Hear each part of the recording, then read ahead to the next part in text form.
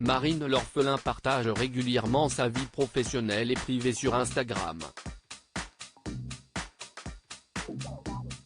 Des stories auxquelles ses abonnés se réagissent souvent. Mais Miss France 2013 doit parfois faire face à des messages dont elle se passerait bien. Comme celui qu'elle a reçu ce lundi 23 janvier 2023, et elle n'a pas tardé à répondre. En ce début de semaine, Marine l'orphelin avait semble-t-il plusieurs projets. Mais ils ont été bouleversés par un petit souci de santé comme elle l'a dévoilé dans une publication éphémère. Vive le canapé. Quand la journée devait être productive, mais que tu es malade. Bah il faut prendre son mal en patience. Mon conseil pour limiter les nausées, boire ou manger de manière très fractionnée, des boissons ou aliments froids, peut-on lire en légende d'un selfie sur lequel elle apparaît avec une petite mine.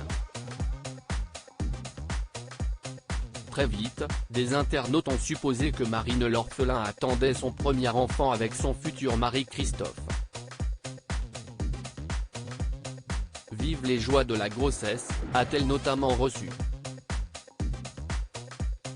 Un commentaire accompagné d'un emoji qui fait un clin d'œil. Et il a eu le don d'agacer l'ancienne reine de beauté, qui a fait sensation lors de la dernière cérémonie Miss France. Elle a donc répondu, « Alors je sais que ce n'est pas malveillant de votre part. Mais comment pouvez-vous toujours poser cette question à une femme en 2022 ? J'ai reçu des dizaines de messages dans ce sens. Doit-on encore et toujours répéter que cette question est inappropriée ? Pourtant, j'en ai vu des témoignages, des coups de gueule pour dire stop. Et oui, il vaut mieux s'abstenir de faire des suppositions, car on ne sait pas ce que vit la personne réellement dans sa vie perso et sa vie de couple.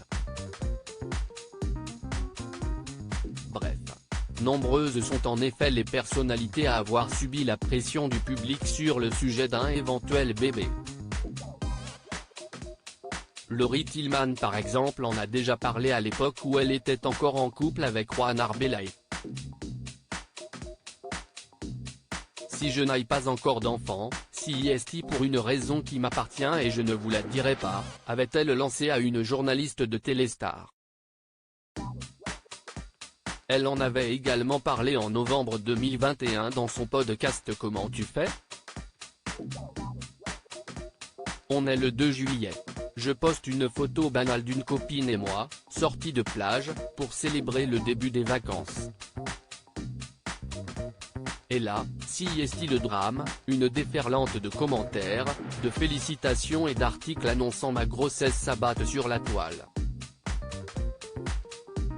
Pour la première fois de ma vie, je me sens dépossédée de mon corps, de mes ovaires, de mes règles, de mon propre cycle. De ma vie en fait, disait-elle notamment.